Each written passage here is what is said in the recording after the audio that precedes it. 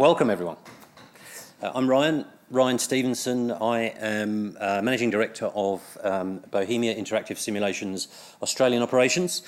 What I'm presenting on today is the story of how Bohemia Interactive Simulations took game-based technology into the military training domain, and in doing so broke down walls. What I'm going to present on is who we are and what we do, what our products are and how they're used, how we came to be successful in the military domain, what the challenges were that we had to overcome to take that game technology into the military space, and looking at some of the similarities between what we do and traditional game development and some of the differences in the way that we work. And look, I don't claim to have any special insight or wisdom to pass on, but what I do have is what I hope is an interesting story that gives you something to take away and think about. So who the hell are we? So Bohemia Interactive Simulations has been a software development house now for 15 plus years. It was founded in 2001. Started getting serious with what we were doing in 2003, and I have to say I wasn't there in those days. I joined the company in 2009, but I'm always happy to tell our origin story. We started in Anna Bay, a small town in New South Wales, just outside Newcastle. Essentially, a couple of guys in a shed with a good idea, and I'll spend some time going on talking about our origin story and how things began for us and how we picked up projects and how that turned into a business that today is 260 plus staff across 7 offices internationally. And we've actually just won a big contract in the US, which means that we're going to be making about 30 more hires in the next 2 or 3 months in the US and Europe, unfortunately. So our flagship product or training application is VBS3. It is a desktop, essentially a desktop training tool. It is used to train hundreds of thousands of soldiers every year in the 39 countries whose governments have bought our products. Over those 15 plus years, it's benefited from tens of millions of dollars of investment from NATO military customers who pay us to implement features, content and functionality in the product. We very much focus on the military, and our 2 biggest customers these days are, just because of the dollars they have to spend in the US Army and the US Marine Corps. So that we're the, on the program of record, it's called, the US Army's Game for Training until through to 2022, which is a US $45 million award. That is the amount awarded to the program, not awarded to us. So they don't necessarily spend all of that money, but that's what they have allocated to that program through to 2022.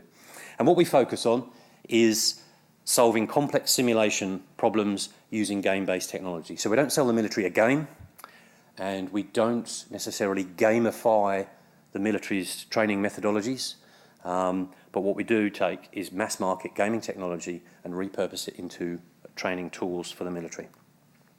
So as I said, VBS3 is our main product. What is it? It's essentially a big virtual sandpit. And its origins, as I'll move on to shortly, are in the Armour series of games. The first iteration of which was used by us was Operation Flashpoint back in the early 2000s. And what VBS3 is used to train for is that cognitive training, that how to think piece. Situational awareness, communications, command, control. Not generally used for training motor skills, things like how to handle a weapon or stomping around in the mud. It teaches trainees how to think in a particular given scenario. And I'll just flip to a corporate video here. This does have a voiceover on it, but I've turned that off because I'll just talk over it. So where VBS3 is mainly used, most Western militaries these days have some form of battle labs, battle simulation centres, battle simulation sites they're called. The ADF has 7 battle simulation sites around the country, located alongside the brigades.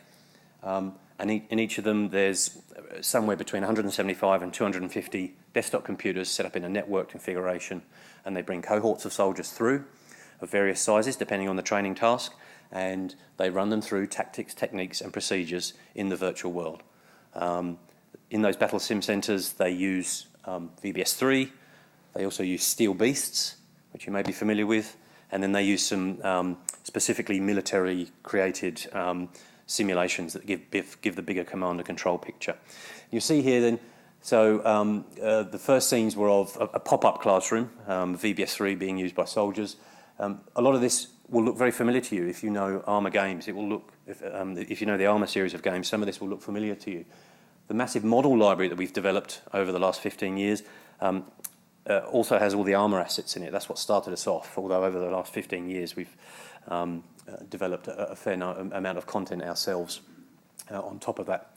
There's an easy-to-use mission editor, 2D and 3D interfaces. This allows our military customers to build their training scenarios. So we don't generally build the training scenarios for our military customers. We give them the tool, we teach them how to use it, and then they apply their military knowledge to create training scenarios. They can easily place down opposition force or enemy units. They can place down player-controlled units. They can place down AI-controlled units. They can set waypoints. They can assign behaviours. They can put triggers in. They can dynamically control time of day, weather for the training need. Obviously, being able to train in different times of the day can be important. Then the trainees are briefed and they go through their tactics, techniques and procedures in the virtual environment. Again, this will look familiar to you. It's a network session room. The trainees get told which character they're going to play, which position they're in. They're given their briefing notes. And I think the mission that's being shown here is there's an enemy position been spotted. The trainees will use the in-game comms, the radio comms, for their communications piece. And what you're going to see here is an airstrike called in on that enemy position.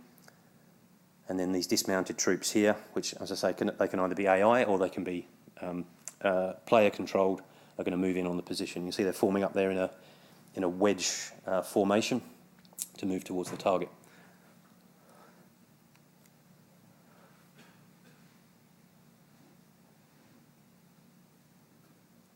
And this is a pretty typical scenario that would be used, VBS3 would be used for, to practice communications, to practice techniques and tactics for assaulting an enemy position. We've got UAV simulation, as you can see.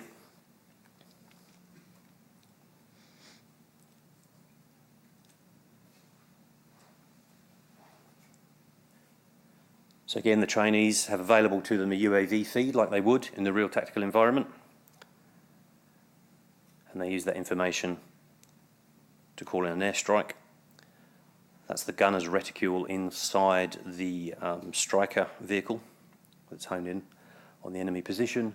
That's an A-10 Warthog. That's a US aircraft, I believe. And you'll see they're actually communicating with the pilot, as they would do, to call the airstrike in.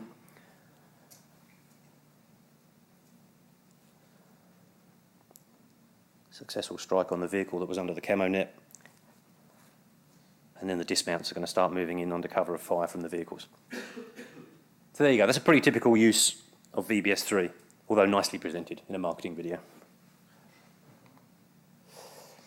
There's a quick heat map of our enterprise customers. We license our products on an enterprise-wide basis, so we're dealing with government militaries, and pretty much all Western military, government militaries use VBS3. So Australia, New Zealand, Japan, Singapore, most of NATO, the Brits included, Canada, the US Marine Corps, US Army.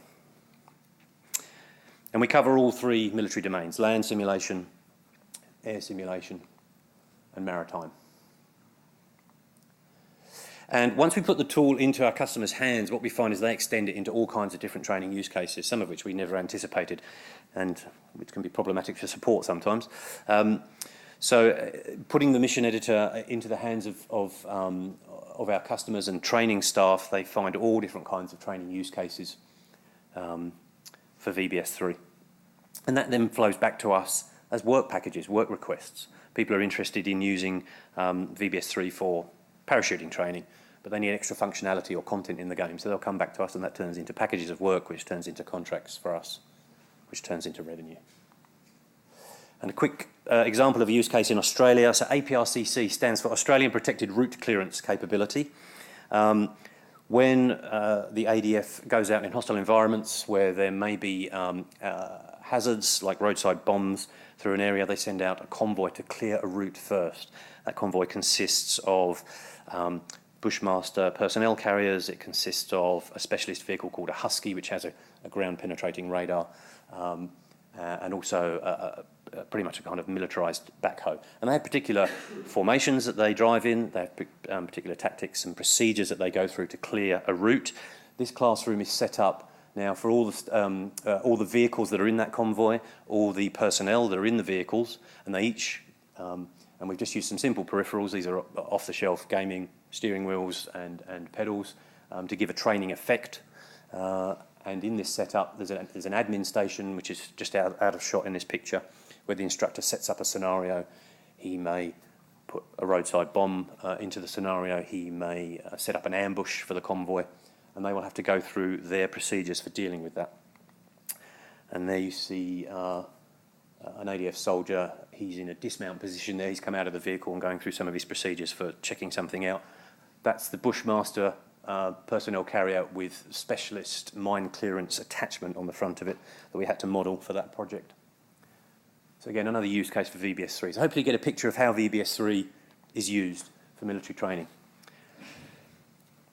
And how did all this come about? So VBS3, unsurprisingly, is the third generation of the VBS product. We've had essentially 15 years working on the same product through different iterations, constantly refactored to keep abreast of both game development, or developments in the gaming industry that we can use, and our military customers' requirements. Those two things combined result in the product that we deliver to our customers. The original game engine we used was the Operation Flashpoint engine. Although the businesses are separated these days, we still have a technology sharing arrangement with Bohemia Interactive Studio, the Czech company in Prague, or just outside Prague, whereby we can share with them advancements in their game engines. And actually, in the last few years, they started to take technology from us that we've developed for our customers. So there's that exchange of technology between what we're doing in the military simulation space and what Bohemia Interactive Studio are doing in the entertainment space with DayZ. And yes, we do get requests from soldiers, can they fight zombies in VBS3? So there you can see the evolution of the product through VBS 1, 2 and 3, and the different sort of main funding sources that we had during those periods that allowed us to keep developing the product and delivering advancements to our customers. How did it all start? So I think I alluded to this at the beginning. It was basically a couple of guys with a good idea. Our current CEO, who's Australian, but these days he's based in our Orlando office in Florida, a guy called Pete Morrison. Back in the early 2000s, he was a Signal Corps officer training at the Australian Defence Force Academy in Canberra. And he got involved with testing games as part of a study of simulation that had been commissioned by a newly formed body in defence, the Australian Defence Simulation Office. And actually at this time, and still in some respects, the Australian Defence Force was at the cutting edge of using new technology like this. So they actually funded a study into what mass market gaming technology could possibly be used for positive training effect in the military space. And one of those games was Operation Flashpoint.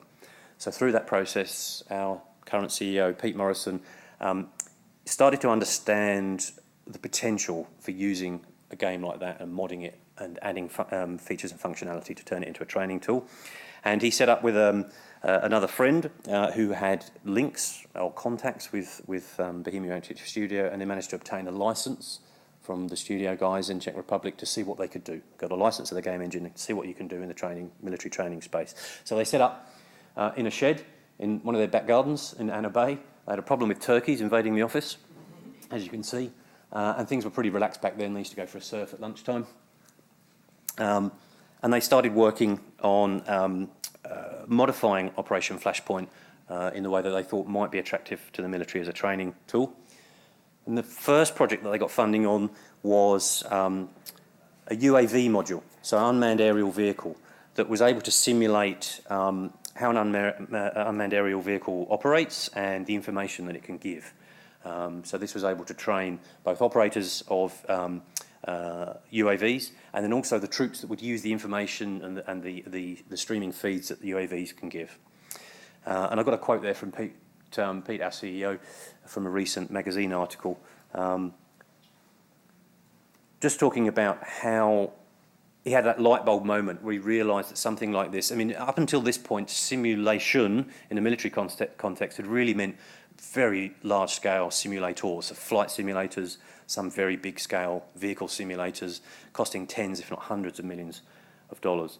This was a real light bulb moment. This was mass-market gaming technology that could be easily applied for, you know, a few $1,000s on pretty standard hardware, and give a training effect for troops that hadn't been available before. That was the disruptive force. We essentially created the paradigm with this technology of desktop training for soldiers.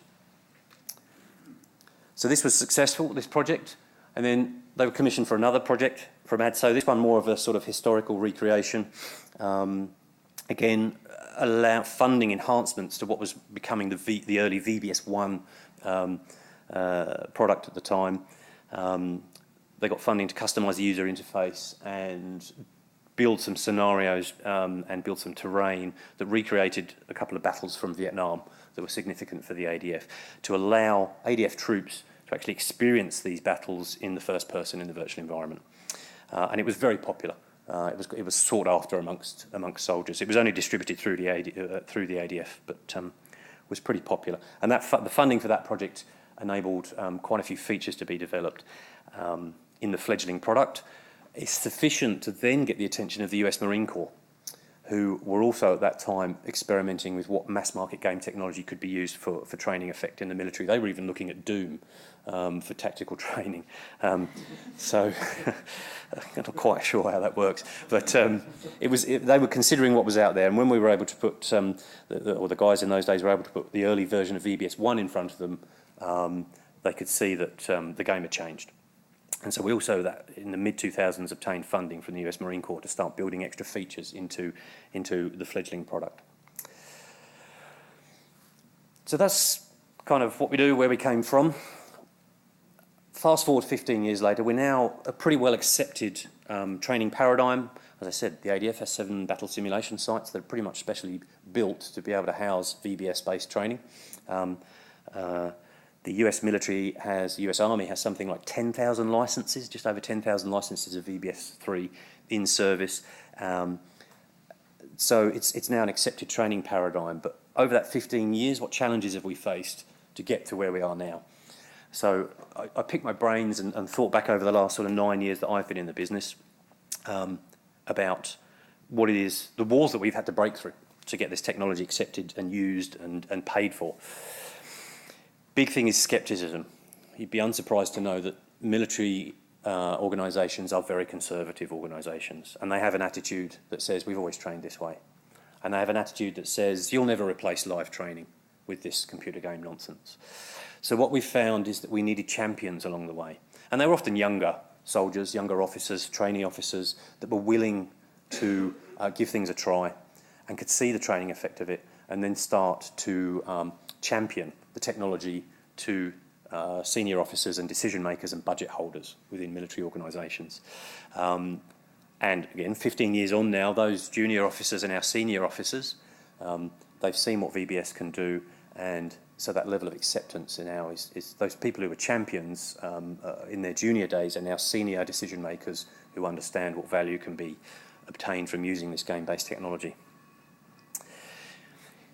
When you're doing business development with the military, you need to know what you're talking about. I don't have a military background, and I found that out the hard way in trying to talk to particularly senior officers. They use a lot of jargon, a lot of acronyms, and there was a lot of technical talk around training paradigms in the military and equipment and platforms and programs. You need people on your staff who understand that and can talk the customer's language. And translate what a military customer is saying to you in terms of their training requirement. You've got to be able to translate that into, well, what does that mean in terms of developing a feature or some content in a game-based environment?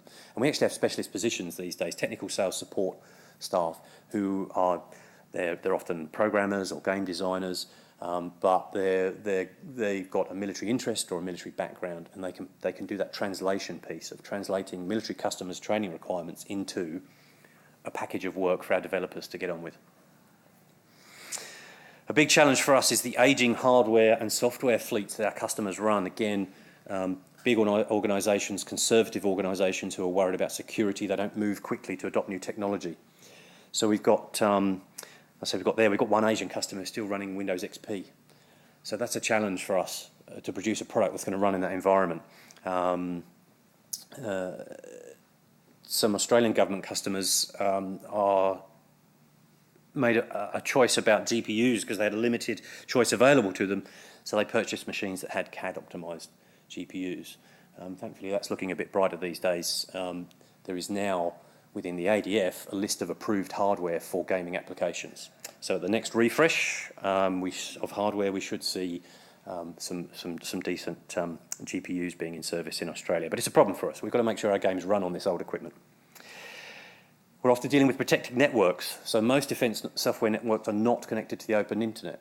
So we have to find different ways of delivering product, delivering update, communicating with our customers, different ways of networking the products that are used. Procurement cycles in the military will often kill a business.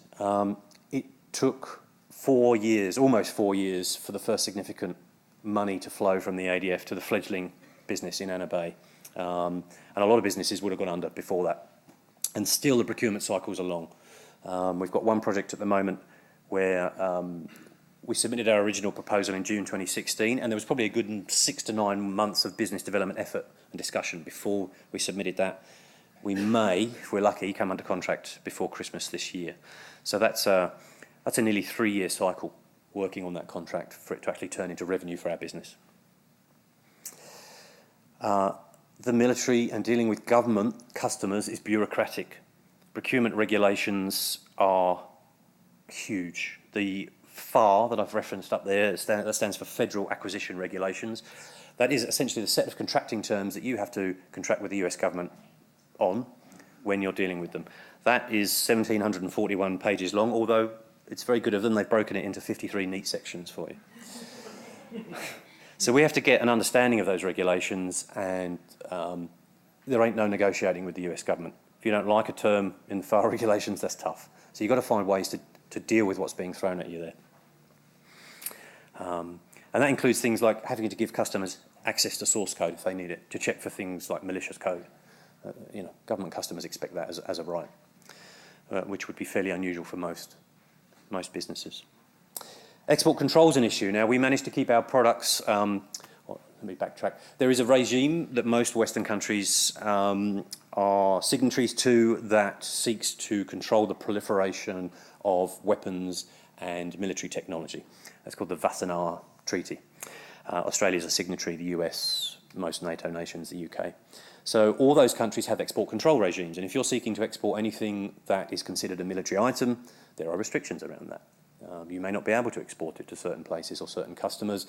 If you do export it, you're going to have to get licensing, and you're going to have to be subject to government audit and reporting.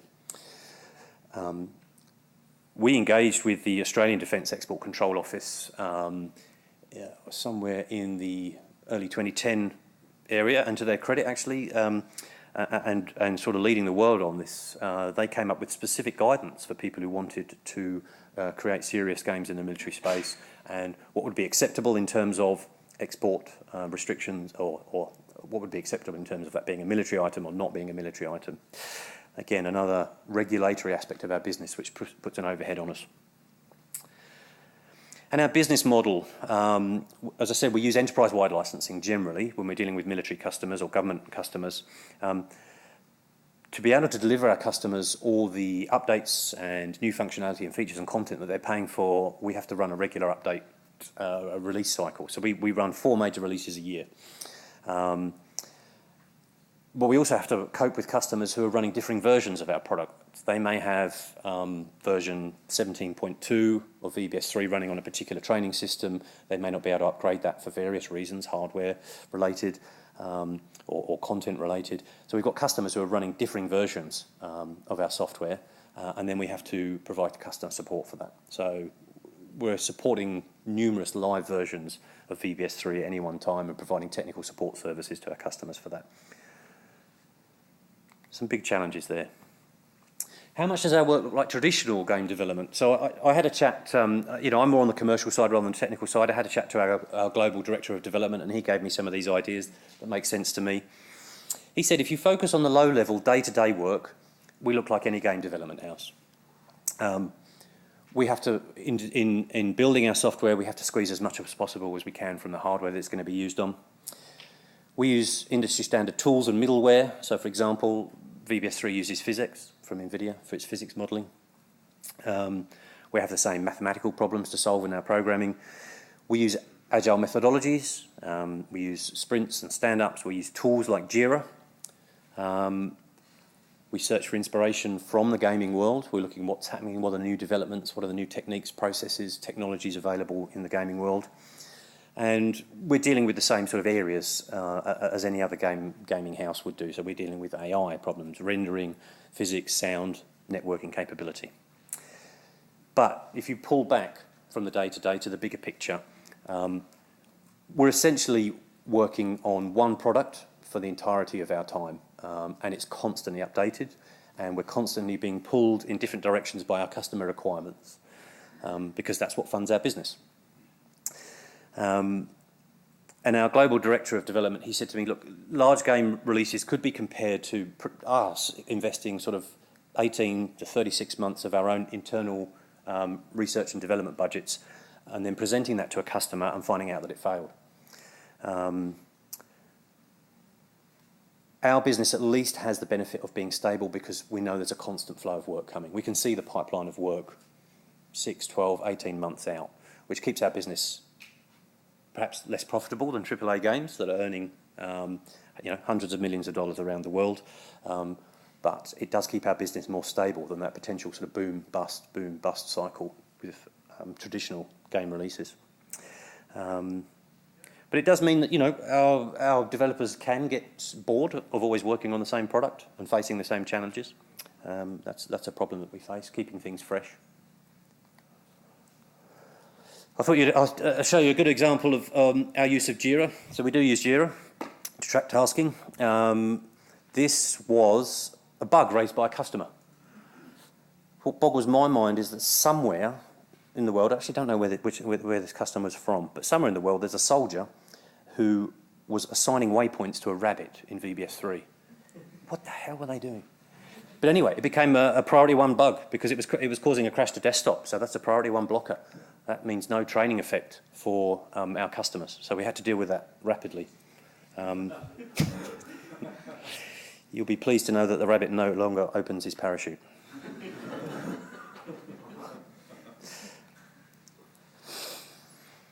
Something else that's different from perhaps traditional game development. Games need to be entertaining. Our products need to be suitable as training tools. And this feeds into the level of realism within the game. We can't give people 3 lives. We can't give them magic rocket-propelled grenades that do things that real weapons don't do in real life. So we need to make sure, and we do, our content team does huge amounts of research around the models that they create to make sure that speeds and other attributes of vehicles are correct, that the ballistics of weapons and the ammo used in the weapons is accurate, and that the length of procedures can't be shortcut. Things in the military, tasks in the military often take a long time, or if they take a long time in real life, they need to take a long time in the simulation too. You can't shortcut that stuff. And visual realism is important. So any visual glitches can be problematic and cause negative training. So the example is there in VBS is used a lot for training and communication. So one soldier talking to another, or a troop commander talking to their soldiers and saying, well, the enemy's is next to the house with a shimmering roof. I don't see a shimmering roof. So we have to maintain a pretty high level of visual realism and dealing with glitches. And that's a huge burden that our developers feel. And, you know, it's a responsibility. That negative training could be, if you instill negative training into a soldier, it could actually be injurious to them in a live environment. On the other hand, if we can create a product that can help people survive in difficult situations, our team get a lot of job satisfaction from that. One anecdotal story I've heard in my time is from a British sergeant who deployed to Afghanistan, and he was in a convoy that was attacked. Now, before he deployed, he'd done convoy training in VBS2, as it was at the time, and in the virtual environment, he had rehearsed the procedures that needed to be gone through and the tactics to be deployed in a situation where a convoy came under ambush. When that happened to him in real life, he said he just clicked into that cognitive memory was still there, and he just clicked into the right procedures. And he credits the training that he did with saving his life and his platoon's life that day. To hear stories like that is immensely rewarding for people in our company. How are we doing for time? Terrain is another issue in the world that we operate in. So I'm sure the Army would love to be able to drive around Los Santos to do their training. It's not going to give them the effect that they need. Much more mundane. Instead they need actual training areas like Shoalwater Bay training area in Queensland. So we have to build terrains that are actually going to be useful in a training context, and that usually means geo-specific real-world terrains. And the gaming playground can be, with notable exceptions, generally is pretty small. But the training range for our customers is the entire Earth.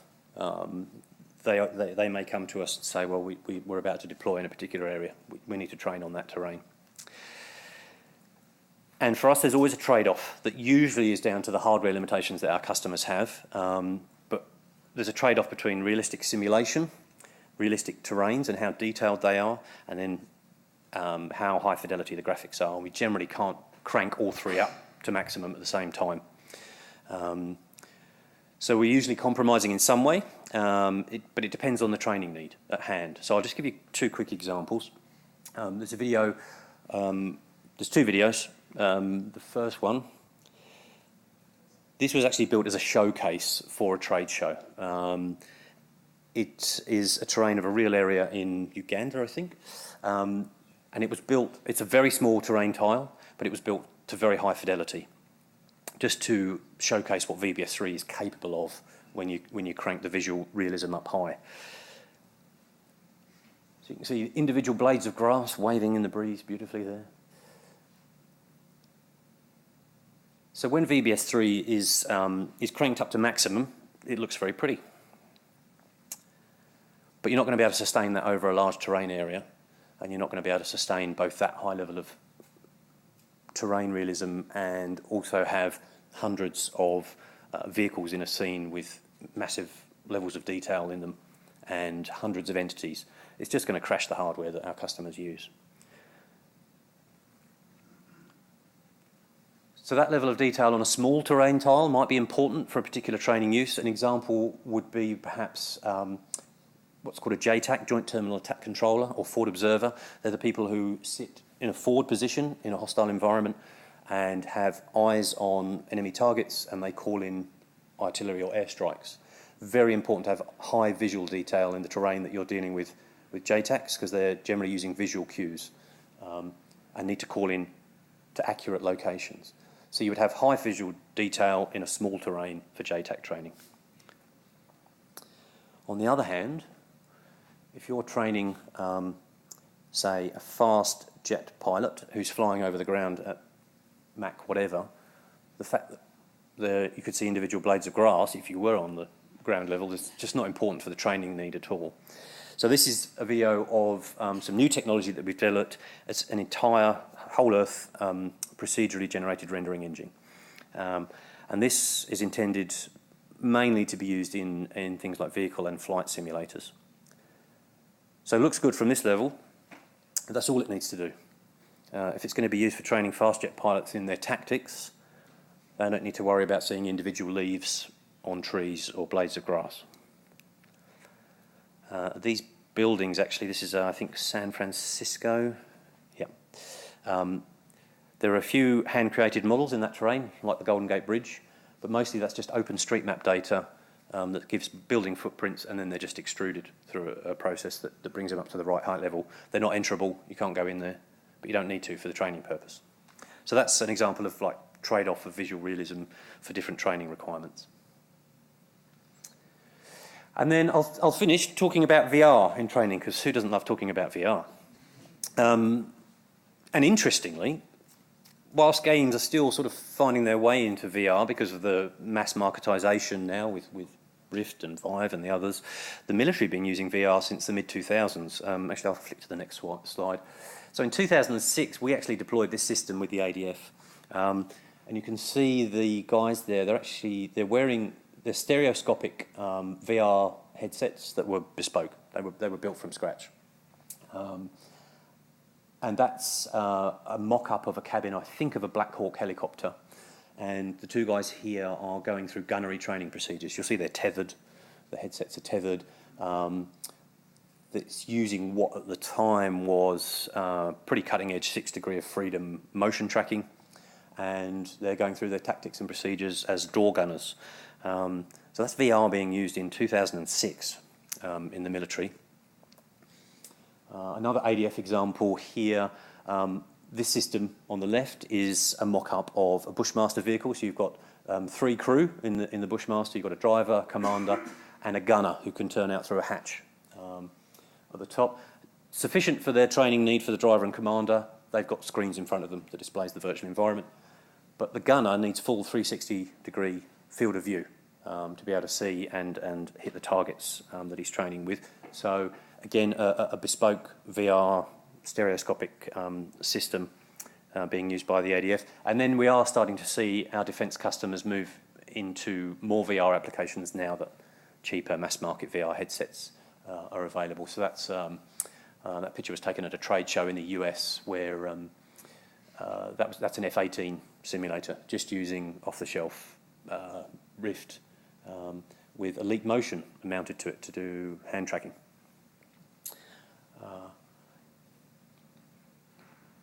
And then I always like this example of the use of VR. This is a nice American chap at a trade show in the US. His company, BISim, makes parachute simulators. I was at this trade show, and I really wanted to have a go at this, but every time I went to the stand, the queue was just all the way around. I never got to have a go on it. But this is another good use of VR for military training, using the VBS3 environment. That's some kind of crazy bespoke headset. They've actually moved to using Rift now. This is about 18 months old, I think, here. So that's VBS3 that you can see. That's what he's seeing in the headset, the trainee there. And this was a cool little project. We had to implement a high fidelity of parachute simulation in the VBS3 engine to enable this use. But that's now used by the US Army for their airborne troops. And they go through their procedures and their techniques for parachuting.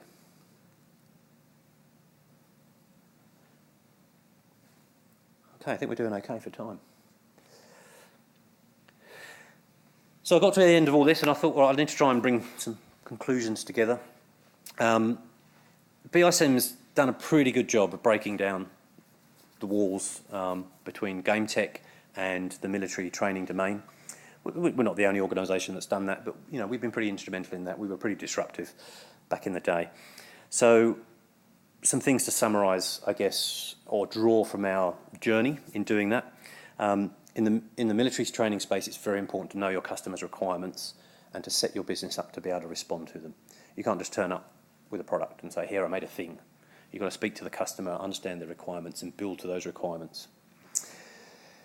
Probably you need to think about leveraging game-based technology to solve complex simulation problems, not delivering a game, not delivering a thing, and not necessarily gamifying training, although the gamification of training can work in certain circumstances. But certainly what we've done is we've taken mass market technology that's relatively low cost and repurposed it to great effect in the military training domain. These days, there are more funding sources and development pathways because there's more acceptance of game-based training. So you can look at things like the Army Innovation Day, the Centre for Defence Innovation runs funding streams in New South Wales. There's the Defence Industry Network. All of them have requirements and priority areas as to what they want to put their money into. So if you look at those organisations, they'll tell you where they're prioritising. We need training in chemical, biological, radiological and nuclear procedures. Okay, well, that gives you a steer as to what you might be able to come up with some ideas that would attract funding. Use professional bodies. So the serious games guys, they straddle this space between games for entertainment and games for serious training purposes. We're also into the simulation realm here. So full disclosure, I do sit on the board of Simulation Australasia, but Simulation Australasia is the peak body for anyone involved in the simulation industry, and it's a not-for-profit, but they're very good at connecting people, giving information, and supporting people who are getting into that, crossing from games into what can be considered simulation. And you should find an environment now where the scepticism of serious games is much lower and acceptance is higher these days. I think on one of the early slides I showed you that we're the software of record on a program that is actually called Games for Training. So the US Army has a program called Games for Training. He hates me going on about this, but I still think he's got the coolest job title in the world. A lot of you may know Adrian Webb, who works at the Australian Defence Simulation and Training Centre, which is in a secure facility in Canberra, and his job title is Manager Virtual Worlds. So I think that shows you how far we've come in terms of acceptance of gaming technologies in the military space. So that's our story. I hope there was something useful in there for you. I think we might have a short amount of time left for any questions. Yes? So when making assets for VBS, like military hardware and whatever, do you guys get given CAD data, or do you just rely on rough blueprints and visual information? Generally, we try and work with publicly available sources. If we start getting into the realm of using data that's been supplied by our military customers, we start straying into areas of export control. So we use things like Jane's defence manuals.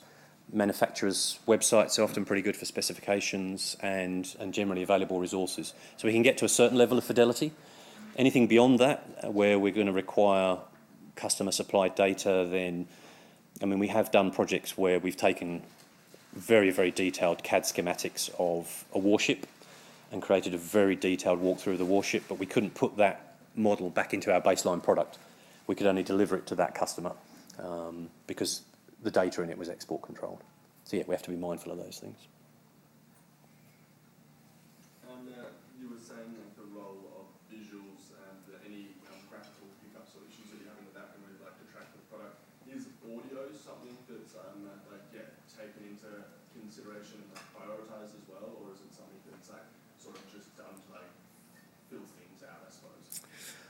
So probably two strands to audio for us. One is radio comms, because radio comms, so simulating radios, combat radios, and how they're used and how signals degrade with weather and over environment and through line of sight. That's an important aspect for us because communication is a pretty key aspect of what VBS is generally used to train for. And then I guess ambient sound is the other. So yes, we embarked on a program. We actually engaged a full-time sound engineer a couple of years ago to improve our library of sounds, particularly around weapon sounds, because we were getting complaints from soldiers where they were training in the environment saying, well, the real weapon doesn't sound like that. That's not an accurate sound. Realism there in terms of the soldiers would be complaining if the rifle didn't sound how it would in real life. Yeah, and that lack of realism can sort of break the training effect. It breaks their concentration. Yeah. You mentioned having AI soldiers able to deploy. Do your customers come to you with specific requirements for what the AI soldier can do? So the AI in VBS3 is is still the game-based AI. It's pretty much the same AI that's in the Armour series of games. So it's got generic behaviours in it. We've implemented a degree of control, so you can, there's basically slider settings, so you can set how aggressive the AI are, what their morale level is like, how well trained they are, and how accurate. It's the Stormtrooper mode, how accurate they are with their shots. So you turn it right up and one shot and you're dead. Turn it right down and they're blasting all around you. If you set morale to be low, as soon as they come under attack, they'll flee. So there's some generic controls, but it is still game-based AI. Yeah. Yeah. We're out of time. Cool. Yeah, fine. I'll come and talk to you. Come and have a chat to me. All right. Thank you.